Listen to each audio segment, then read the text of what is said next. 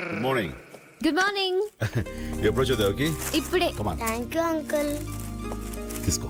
Thank you. It's okay. అక్క, Andhra Pradesh endowments department commissioner ఎవరు? Jagadeeswararao IAS. Jagadeeswararao. దేవాదాయ శాఖ కమిషనర్ జగదీశ్వరరావు కాదమ్మా, DS Murthy. DS Murthy IAS. Hello, ఏంటి పెద్ద తెలుసున్నట్టు చెప్తున్నారు?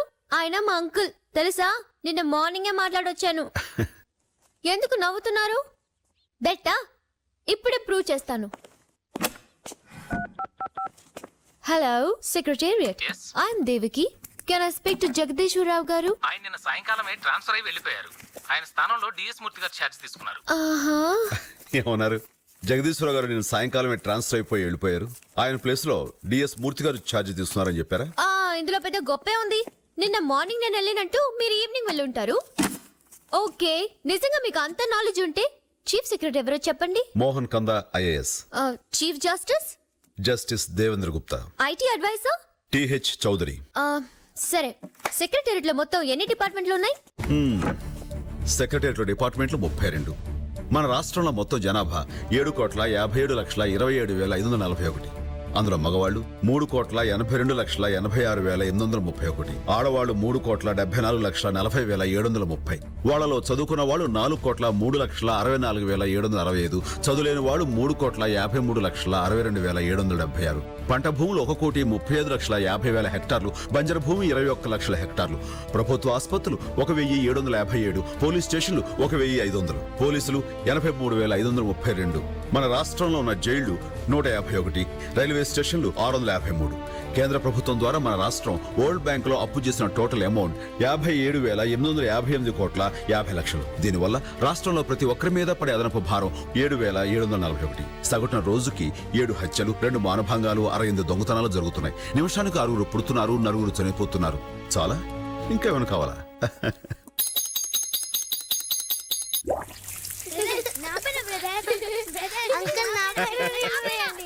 ఎవరమ్మా నువ్వు? కొత్తగా మాస్టర్ ఇంట్లో కనిపిస్తున్నావు. ఆయన బంధువా? అవును బామ్మగారు. బామ్మగారు, ఎన్నాళ్ళుగా ఇక్కడ ఉంటున్నారు? ఆయన మీకు బాగా తెలుసా? బాగా అంటే 6 ఏళ్లగా తెలుసు. ఓహో, ఆ పిల్లలందరూ ఆయనకి ఏమవుతారు? ఏం కారమ్మా, అందరూ అనాథ పిల్లలు. వీళ్ల తల్లిదండ్రులందరూ ఏవేవో ప్రమాదాల్లో చచ్చిపోతే దిక్కు ముక్కు లేక వీధిన పడ్డ ఈ పిల్లలందరికీ తల్లి తండ్రి తానే అయ్యి చూసుకుంటున్నాడు. మనిషి బంగారం అమ్మా.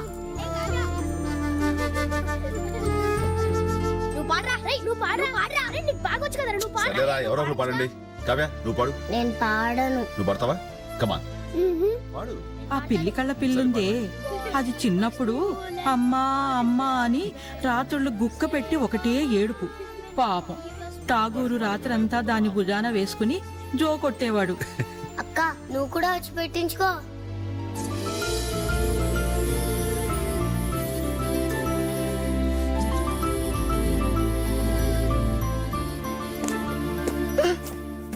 అన్నయ్య కదా, పర్లేదులే. ఇక్కడి వరకు అయితే మనం పెద్ద పట్టించుకోకలేదు. ఓకే. ఆ కాసిమున్నాడే, వాళ్ళ అమ్మా నాన్నలు పాత బస్తీ అల్లర్లలో చనిపోతే కులమతాలకు అతీతంగా తీసుకొచ్చి సొంత బిడ్డలా చూసుకుంటున్నాడు.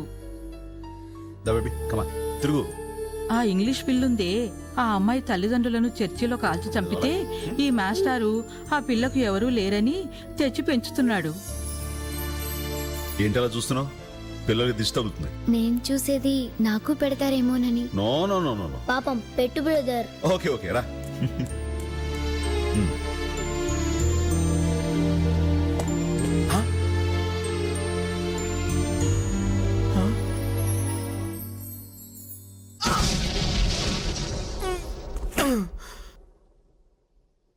అన్నయ్య కదా, పర్వాలేదు అనుకుంటా ఉంటే బాగా ఓవర్ చేస్తున్నాడు.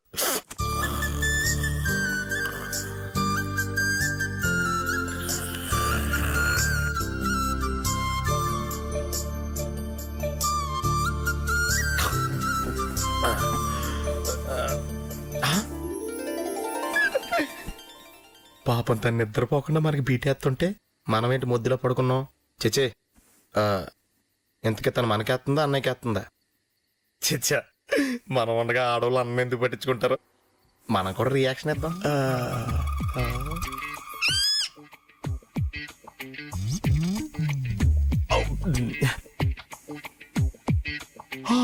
అయిపోయి ఊపిరాట్లేదు, నలిపేస్తుంది. ఈ ఆళ్ళకి చాలు ఎక్కువైపోయింది. అందరి గురించి తపన పడే ఈ మాస్టర్ గురించి పట్టించుకునేవారెవరూ లేరు. చెబుతున్నాను అనుకోకపోతే ఈ మాస్టార్కి తోడుగా నువ్వుండొచ్చుగా.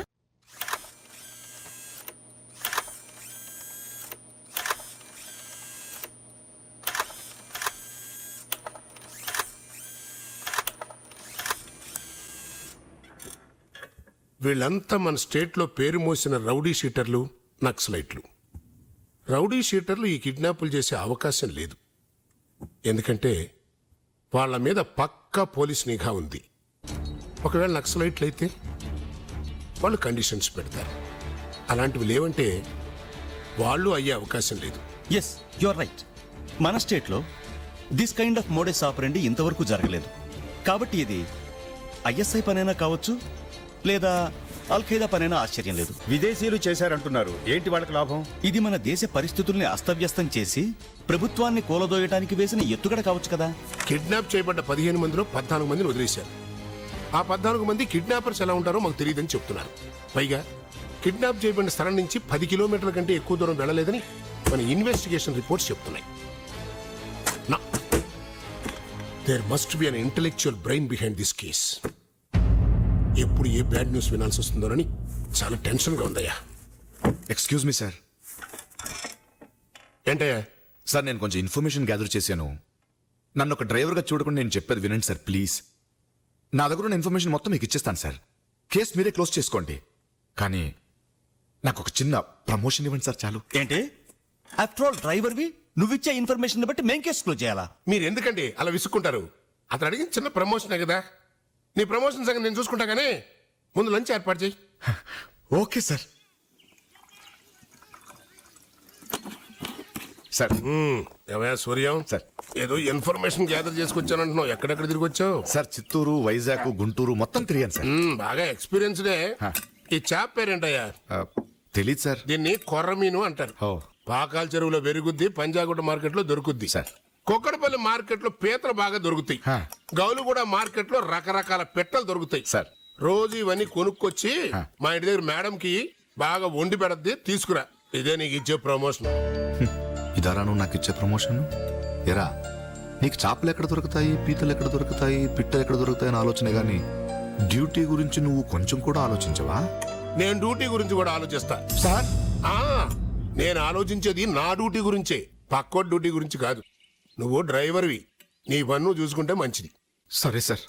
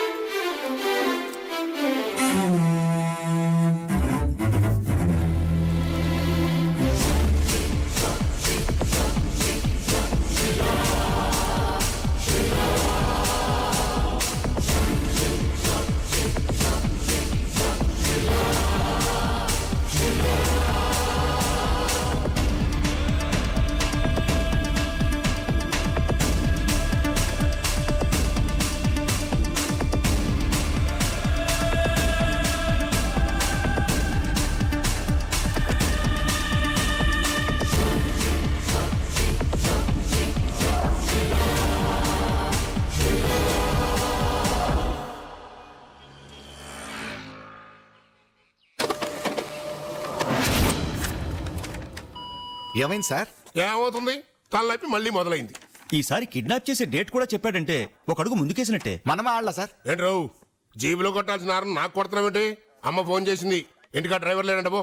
321 కాలింగ్, 321 కాలింగ్.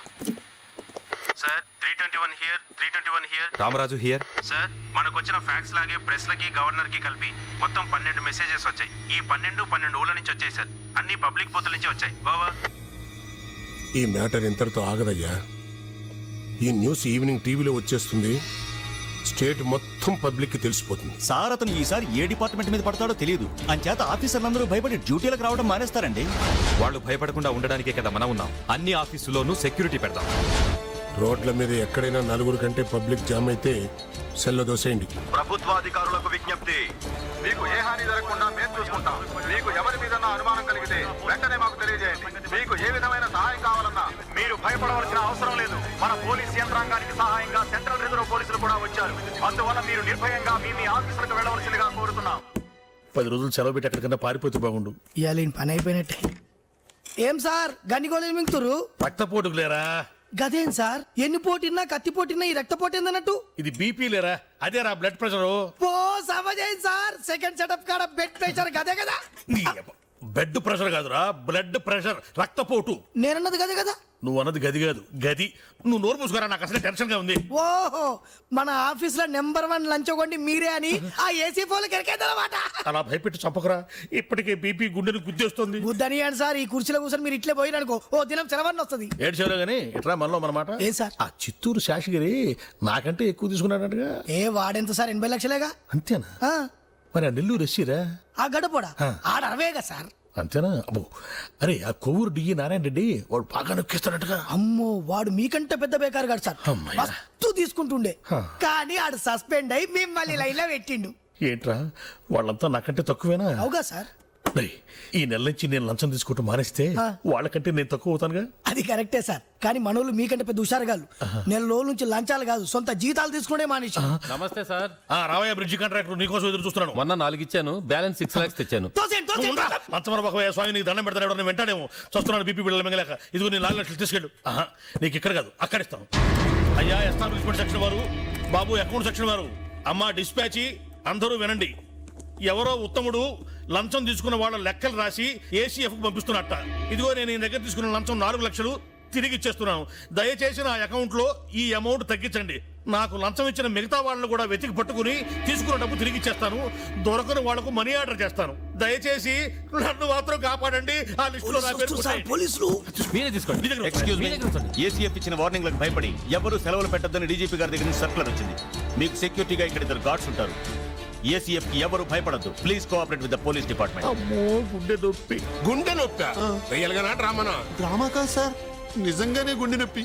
నేను అసలే హార్ట్ పేషెంట్ సార్. నీకు గుండె నొప్పైనా ఒంటి నొప్పైనా ఎవరికి ఏ నొప్పైనా సరే లీవ్ శాంక్షన్ చేసే సమస్య లేదు. నీకంత ఎమర్జెన్సీ అయితే చెప్పు, అంబులెన్స్ ఇక్కడికే పిలిపిస్తా, ఆపరేషన్ ఈ టేబుల్ మీద చేయిస్తా. ఎవరు భయపడకండి, డ్యూటీ మాత్రం పక్కాగా చేయాలి. ఏ డిపార్ట్మెంట్ నుంచి ఏ రిపోర్ట్ వినాల్సి వస్తుందోనని భయంగా ఉందయ్యా. Police control room.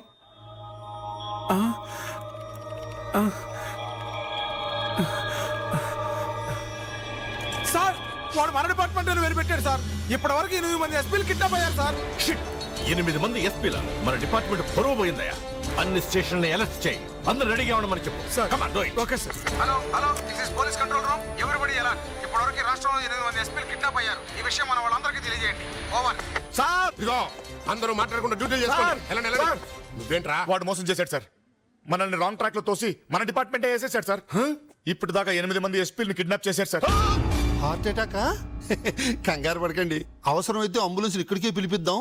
ఈ టేబుల్ మీద ఆపరేషన్ చేయిద్దాం. ఏమిట్రో అటాక్ చేశారనుకున్నావా? మక్కెలు ఎరగదీస్తా. ఎలా? కిడ్నాప్ అయిన ఎస్పీల వివరాలు: శ్రీ జి వినయ్ కుమార్, వయసు 47, పశ్చిమ గోదావరి. శ్రీ ఎం ముకుంద నాయుడు, వయసు 38, కర్నూలు. శ్రీ కె సింగన్న, వయసు 49, చిత్తూరు. శ్రీ ఎన్ రమేష్ రెడ్డి, వయసు 42, కృష్ణ. శ్రీ పి సూర్యనారాయణ, వయసు 45, Ongole. K Sadanand.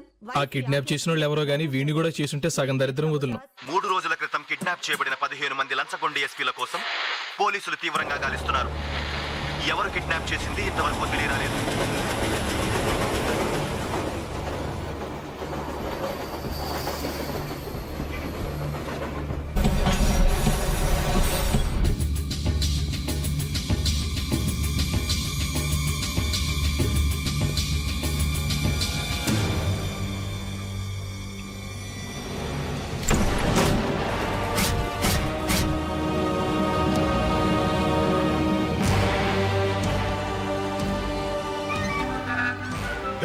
Municipality van లో నన్ను కుక్కని తెచ్చినట్టు తెచ్చారా? నేను ఎస్పీని.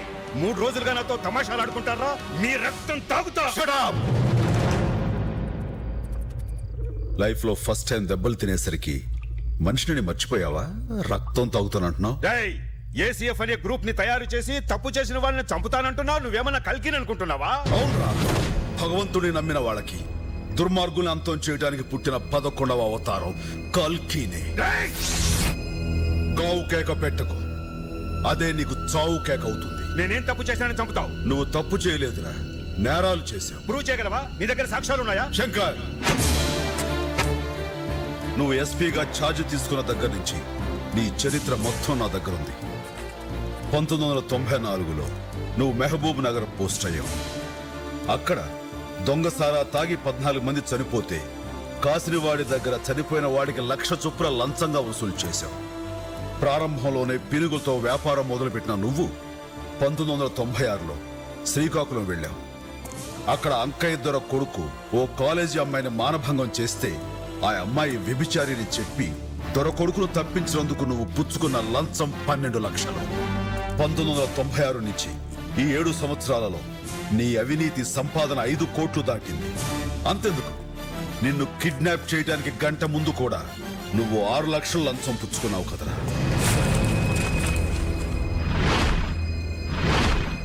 రేప్ చేశారా? రేప్ ఒక్కసారైనా 100 సార్లైనా ఒకటి. ఇప్పుడు నేను కూడా చేస్తా. డేయ్, ఉరేసుకున్నాడని చెప్పండి రా. కల్తీ సారా తాగి చచ్చిన 14 మందికి 14 లక్షలు సార్. 100 మంది తాగి చేస్తే బాగుండేది, 100 లక్షలు వచ్చేవి.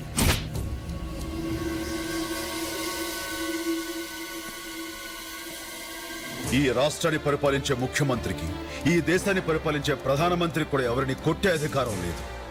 కానీ ఆ అధికారం రాజ్యాంగం మీకు ఇచ్చింది. ఎందుకు? కొడుకు తప్పు చేస్తే దండించే తండ్రి స్థానంలో మిమ్మల్ని ఉంచింది గనక. కానీ ఆ అధికారాన్ని దుర్వినియోగం చేసి 36 మంది చావుకు కారణమయ్యావు. మీ డిపార్ట్మెంట్లో ఎందరో పోలీసులు నిజాయితీకి పతకాలు సాధిస్తుంటే నీలాంటి కొందరు అవినీతి పరులు ఆ డిపార్ట్మెంట్కి చెడ్డ పేరు తీసుకొస్తున్నారు. తప్పు చేసిన పోలీస్ ఆఫీసర్లలో నువ్వు నెంబర్ 1 క్రిమినల్. అందుకే నిన్ను చంపి ఆ రక్తంతో మీ డిపార్ట్మెంట్నే శుద్ధి చేస్తాను. చచ్చే ముందు నీ రక్తం ఇలా ఉపయోగపడుతున్నందుకు గర్వపడు. సార్, నన్ను చంపొద్దు, నన్ను క్షమించండి. తెలుగు భాషలో నాకు నచ్చని ఒకే ఒక్క మాట క్షమించడం. క్షమించడం, క్షమించడం.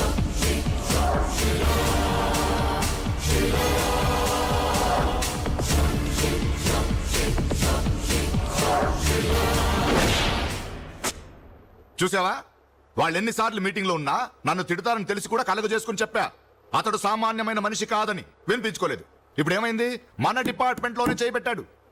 ఎందుకలా అరుస్తావు? వాళ్ళు వచ్చే వేళ అయింది. రాన్లే, ఏమవుద్ది? సరే కానీ సూరి, మనం మెడికల్ లీవ్ పెట్టి ఊరిలో కదా, ఏమైంది? ఏమైందా? ఇదిగో చూడు, మొత్తం లిస్టు ఇక్కడుంది. ఇది చిత్తూరు జిల్లాకు సంబంధించిన లిస్టు. వీడున్నాడే, పేరు జగన్నాథరాజ్. పోయిన సంవత్సరం 25 ఎకరాల పొలం కొన్నాడు. కాబట్టి వీడు ఏసీఎఫ్ మనిషి కాదు. వీడి పేరు నాగేశ్వరరావు. ఒక శాంట్రో కొన్నాడు. మొన్నే కూతురు పెళ్లికి 150 తులాల బంగారం ఇచ్చాడు. కాబట్టి వీడు కూడా కాదు. వీళ్ళందరూ వాళ్ళ రేంజ్కి తగ్గట్టుగా లంచం తీసుకుంటున్నారు. కానీ ఈ 42 ఇక్కడ చూడు, కేవి కృష్ణారావు. వీడు అకౌంటెంట్. ఇప్పటిదాకా ఒక్క పైసా కూడా లంచం తీసుకోలేదు. 3000 జీతం తీసుకుంటున్నాడు. పిల్లలు మున్సిపల్ స్కూల్లో చదువుతున్నారు. అంటే ఆఫీసులో లంచం తీసుకున్న లిస్ట్ అంతా తయారు చేసి ఏసీఎఫ్ వాళ్ళకి ఇస్తుంది ఇతనే అన్నమాట. కావచ్చు, ఇతను కూడా ఛాన్స్ ఉంది. ఇదిగో, ఇది విశాఖ జిల్లా లిస్టు. ఇక్కడ కూడా ఒకడు ఉన్నాడు, ఖాదర్ భాష. తను కూడా లంచం తీసుకోలేదు. తన చెల్లిని ఒక హిందూకిచ్చి పెళ్లి చేశాడు. ఇది తూర్పు గోదావరికి సంబంధించిన లిస్టు. ఇక్కడ కూడా ప్రతి ఆఫీసులో లంచం తీసుకొని వాళ్ళు ఉన్నారు. వీళ్ళందరూ రకరకాల కాలేజీలు చదివారు, రకరకాల మతస్థులు. ఒకరికొకరికి ఏ సంబంధము లేదు, కానీ ఎక్కడో లింక్ ఉంది. వీళ్ళందరినీ నడిపించే వ్యక్తి ఎవరో ఉన్నారు. ఆ ఒక్కడే ఆంధ్రప్రదేశ్లో ఉన్న అన్ని గవర్నమెంట్ ఆఫీసులో వీళ్ళందరినీ పెట్టి ఇదంతా చేస్తున్నాడన్న అనుమానం. ఆ వ్యక్తి ఎవరైంటారంటావు?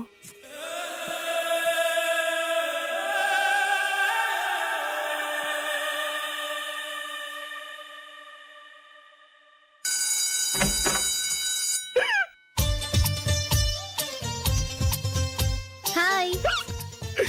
ఏంటి మన కోసం రోజు వచ్చేస్తుందా? ఏంటి వాసన వస్తోంది? సారీ, తాను చేస్తానా?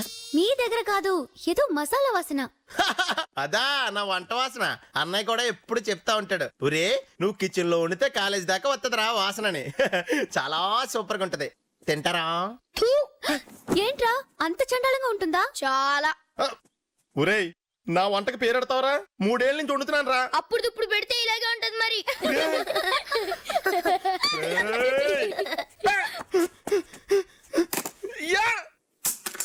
కూల్ బూస్ట్ అన్నా. నర్మాయ్ అక్కడ అవమానించి ఇక్కడ అన్నయ్య అంటావా? నీ లవర్ నవ్విందని ఫీల్ అయ్యావా? లవరా? అలాంటి ఏం లేవు. నాకు తెలుసులే నువ్వు ఆ అమ్మాయిని ఇష్టపడతావని. ఒరేయ్ నువ్వెప్పుడు నన్ను మోసేసినా అప్పుడప్పుడు భలే అర్థం చేసుకుంటారా. సర్లే నువ్వు ఆ అమ్మాయి కల్లోకి వచ్చేలా చేస్తాను. ఒక 1 ఇవ్వు. నిజంగానేట్రా? నీ వంట మీద ఒట్టు. వంట మీద 100 మంది ఒట్టేసి చెప్పు. నీ పొందా వచ్చే చూడు. దేవకి నువ్వు ఒకరిని ప్రేమిస్తున్నావు కదూ? అవునరా, నీకెలా తెలుసు? నిజమే అన్నమాట. నాకన్నీ తెలుసు. అతన్ని కల్లోకి వచ్చేలా చేస్తాను. ఒకసారి నీ కళ్ళు మూసుకో. నువ్వు డ్రీమ్స్ లోకి వెళ్తున్నావు. నీ కలల రాకుమారుడు నీ కలలోకి వస్తున్నాడు. వచ్చేసాడు.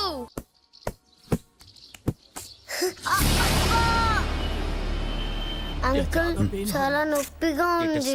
తగ్గిపోతుందమ్మా. డాక్టర్ గారు వచ్చేస్తున్నారుగా. ఏమిటి ప్రాబ్లం? ఏం లేదు డాక్టర్, తను ఆడుకుంటూ కింద పడింది, కాలు బెడికిందేమోనని డౌట్గా ఉంది. ఓ, పేరు? కావ్య. ఓకే.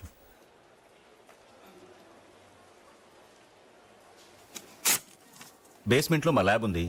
ఈ టెస్ట్లన్నీ చేయించి చీఫ్ డాక్టర్ని కలవండి. డాక్టర్, చిన్న దెబ్బకి ఇన్ని టెస్ట్లా? చేయిస్తే మీకే మంచిదండి.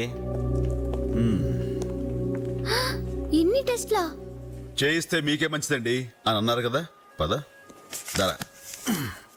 ఏంటి సార్ ఇది? కాల్లో ముళ్ళు గుచ్చుకుందని వస్తే స్కానింగ్ అంటున్నారు. గవర్నమెంట్ హాస్పిటల్కి భయపడి ఇక్కడికి వస్తే ఉన్న ఇల్లు వాకిలి కూడా అమ్మించేసేలా ఉన్నారు. నువ్వు టెస్టులు చేయించి చీఫ్ను కలు, నేను బ్యాంక్ వెళ్ళి డబ్బు తీసుకొస్తాను. అలాగే. సరోజుకు నొప్పులు రావడానికి ఇంజెక్షన్ ఇచ్చావా? ఇచ్చాను డాక్టర్. నార్మల్ డెలివరీ అయ్యేలా ఉంది. వద్దుందా నీకు? మామూలుగా కనిస్తే మన హాస్పిటల్కి లాభం ఏంటి? బిడ్డ అడ్డం తిరిగినట్టుందని భయపెట్టు. ఆపరేషన్ చేయమంటారు. 10 రోజులు బెడ్ మీద పడుకోబెట్టి 40,000 బిల్ తీసుకోవచ్చు.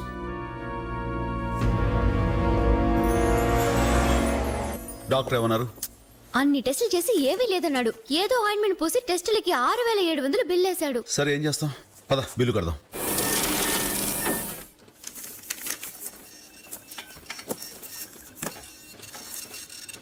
మీరు ఎమర్జెన్సీ వార్డులో ఉన్న పేషెంట్ సంజయ్ గారి భర్తేనా? అవును సార్. ఆవిడ నిన్న సాయంత్రమే చనిపోయారు సార్. ఏంటి సార్? బిల్లు కట్టిన తర్వాతే మీకు ఈ విషయం చెప్పమన్నారు. అదేంటి సార్? మా ఆవిడ్ని చూడటానికి వీల్లేదంటే ట్రీట్మెంట్ జరుగుతుందని రాత్రంతా ఇక్కడే కూర్చున్నాను. అప్పుడు ఎందుకు చెప్పలేదు సార్? అప్పుడు చెప్తే రాత్రికి రాత్రి డబ్బు కట్టేవాడువా? అందుకే కట్టాక చెప్పాం. మీరు మనుషులా రాక్షసులు? కొంచెం కూడా జాలేదురా మీకు? నిన్న సాయంత్రం నా భార్య చనిపోతే డబ్బు కట్టించుకునేంత వరకు ఆ మాట చెప్పరా సార్? చూడండి సార్, చూడండి, నా భార్యని బతికించుకోవటానికి పొద్దున్నే గుడికెళ్ళి అర్చన కూడా చేయించుకొచ్చాను సార్. కానీ మీరు నాకున్న ఒక్క ఫ్లాట్ తాకట్టు పెట్టి 3 లక్షలు తీసుకొస్తే ఆ డబ్బు తీసుకుని నా భార్య శవాన్ని నాకు అమ్ముతున్నారు. ఇంకా నేను నా బిడ్డ ఎవరి కోసం బతకాలి? మమ్మల్ని కూడా ఇక్కడ చంపాడు. గవర్నమెంట్ హాస్పిటల్ చేర్పించాల్సింది. నడు నడు నడు. నీకే చెప్పేది. పాపం, చాలా అన్యాయం కదా. నువ్వు పాపం తీసుకుని ఇంటికి వెళ్ళు, నేను తర్వాత వస్తాను. మీరెక్కడికి వెళ్తారు? చెప్పింది చెయ్యి.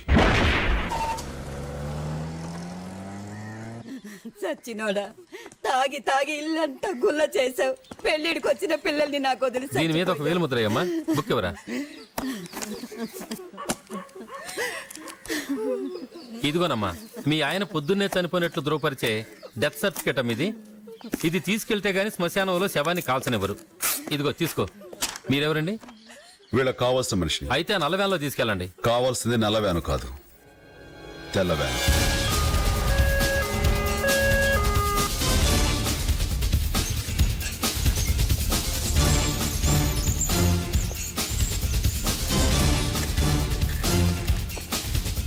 డాక్టర్, ఉన్నట్టుండి మా అన్నయ్య స్ట్రోక్ పడిపోయాడు. ఎంత ఖర్చునా పర్వాలేదు, మా అన్నయ్యని బతికించండి. ఓకే ఓకే, మేము చూసుకుంటాం, మీరు వెళ్ళండి. ఎంత ఖర్చునా సరే, మాకు వదిలేయండి. ఖర్చు గురించి ఏమాత్రం వెళ్ళండి సార్.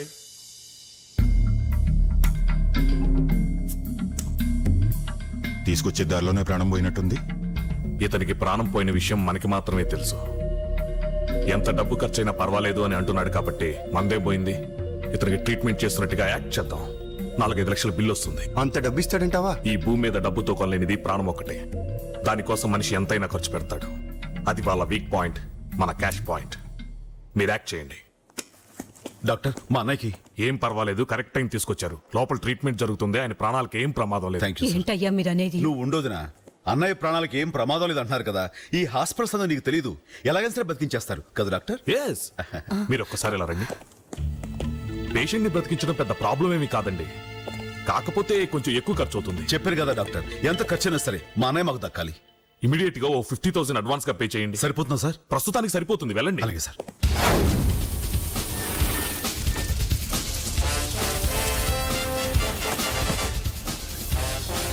చూడండి, పేషెంట్ పేరు మీద బిల్ ఇవ్వండి. Thank you sir. ఎక్కడికి వెళ్ళాడినా? డాక్టర్, అడ్వాన్స్ కట్ వచ్చేసాను. సరే, ఇక్కడే మా మెడికల్ షాప్ ఉంది, వెళ్ళి మెడిసిన్స్ పట్టండి. అలాగే. కాస్ట్లీవే కదా డాక్టర్? కొంచెం కాస్ట్లీగానే ఉంటాయి. బాగా కాస్ట్లీవే వాడదాం డాక్టర్. ఎలాగైనా సరే అన్నయ్య బతకమే మాకు ముఖ్యం. డోంట్ వరీ, ఈ విషయం మేము చూసుకుంటాం. ఫాస్ట్, త్వరగా వెళ్ళండి. అలాగే సార్. ఎంత అయింది? 12,000 సార్. బిల్లు పేషెంట్ పేరు మీద ఈ తమ్ముడు.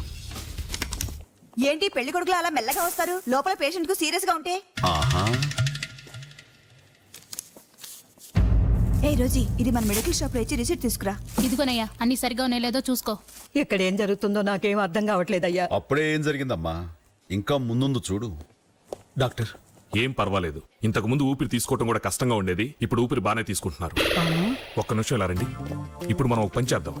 ముంబైలో ఫేమస్ డాక్టర్ సతీష్ శర్మ, మన తెలుగువాడే, ఒక సెమినార్ నిమిత్తం ఇక్కడికి వస్తున్నారు. అతను ఎంగేజ్ చేసుకుంటే మనకి బాగా హెల్ప్ అవుతుందని నా నమ్మకం. కాకపోతే కొంచెం ఆయన బాగా కాస్ట్లీ, 2 లక్షల వరకు చార్జ్ చేస్తారు. డాక్టర్, ఎంత ఖర్చైనా సరే పర్వాలేదండి.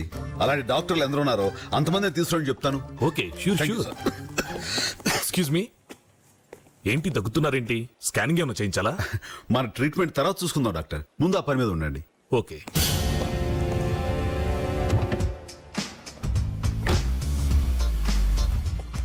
Hello doctor Satish. Hello doctor. Welcome sir. Hello.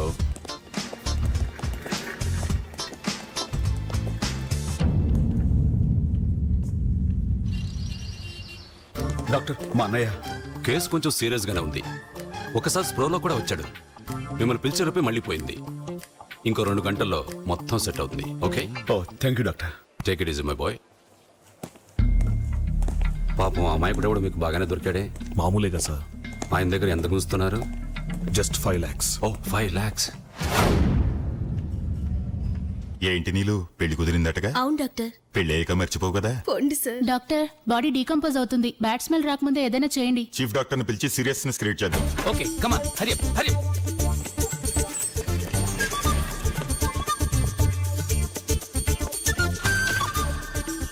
Doctor, don't disturb.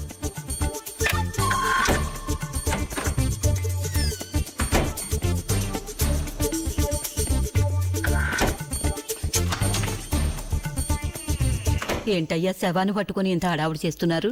ఇప్పుడు డాక్టర్ బయటకు వచ్చి దీనంగా మొహం పెట్టి కళ్ళజోడు తీస్తూ, సారీ, మేము చాలా ట్రై చేశాం, కానీ మీ అన్నయ్య చనిపోయాడు అని అంటాడు చూడు.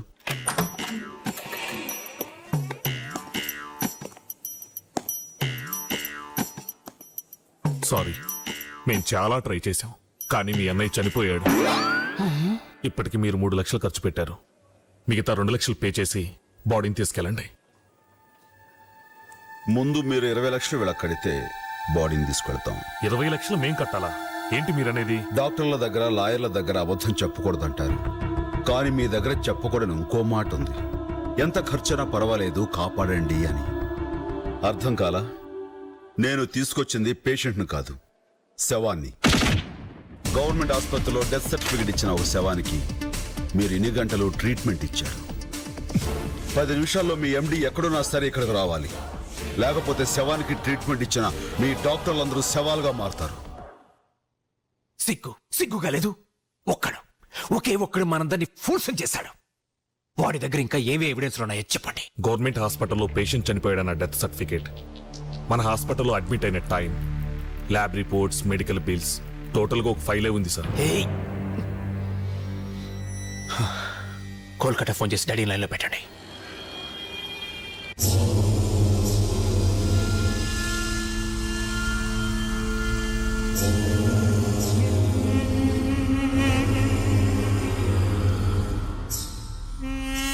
సార్, ఋషి గారు లైన్లో ఉన్నారు. రిషి, అన్నయ్య వాయు దిగ్బంధనంలో ఉన్నారు. ఒక నిమిషం లైన్లో ఉండు. వాయు దిగ్బంధనం అంటే ఏంటి సార్? ఊపిరి తీసుకోకుండా కొన్ని నిమిషాల పాటు ఉండడం. యోగాలో అదొక ప్రక్రియ.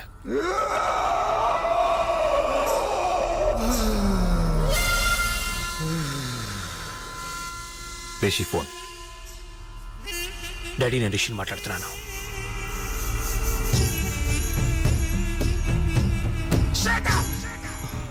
చూడు, అక్కడ హాస్పిటల్కి ఏ డ్యామేజ్ జరిగినా అందరినీ ముక్కల కింద నరికేస్తాను.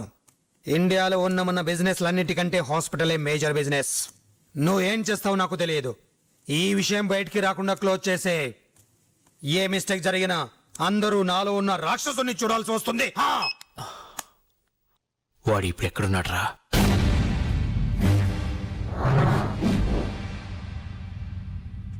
నువ్వు కూర్చోన్నా, నిలబడితే వాడికి మర్యాద ఇచ్చామనుకుంటాడు.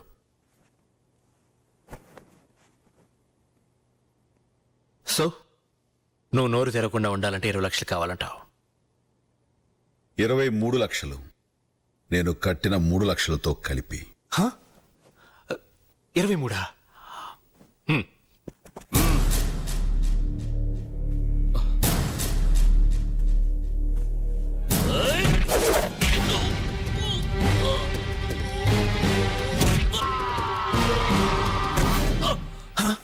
అంత మర్యాద ఇవ్వకర్లా.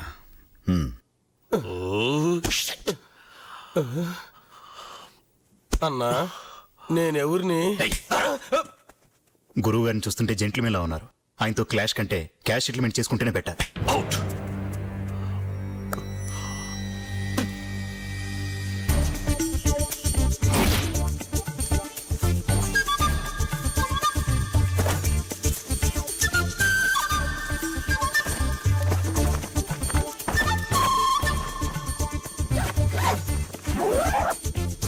ఇవిగోనమ్మా, నీ భర్త సంపాదించిన 20 లక్షలు ఇందులో ఉన్నాయి.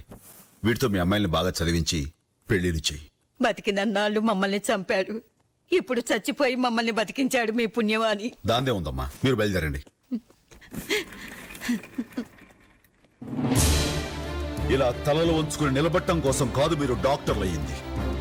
ఒక హిందూ ఈశ్వరుని మొక్కుతాడు, ఒక ముస్లిం అల్లా కోసం నమాజ్ చేస్తాడు, క్రిస్టియన్ యేసు ప్రభువునే ఆరాధిస్తాడు. కానీ అన్ని మతాల వాళ్ళు చేతులెత్తి మొక్కేది మీ డాక్టర్లకి. మీరు మాత్రం వాళ్ళ జీవితాలతో ఆడుకుంటున్నారు. ఇది మీ డాక్టర్ల వృత్తికే సిగ్గుచేటు. మమ్మల్ని క్షమించండి సార్. తెలుగు భాషలో నాకు నచ్చని ఒకే ఒక్క మాట క్షమించడం. క్షమించడం.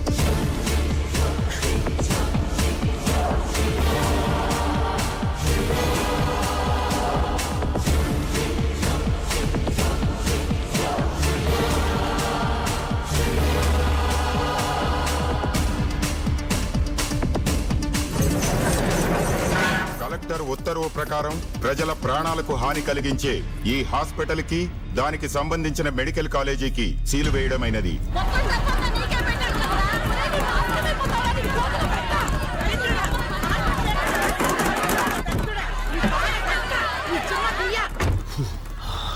సార్, మీరెందుకు వచ్చారు సార్? ఈ జనం ఊరుకుని వెళ్ళలేరు. వాడు మన దగ్గర డబ్బు తీసుకుని కూడా మోసం చేశారు.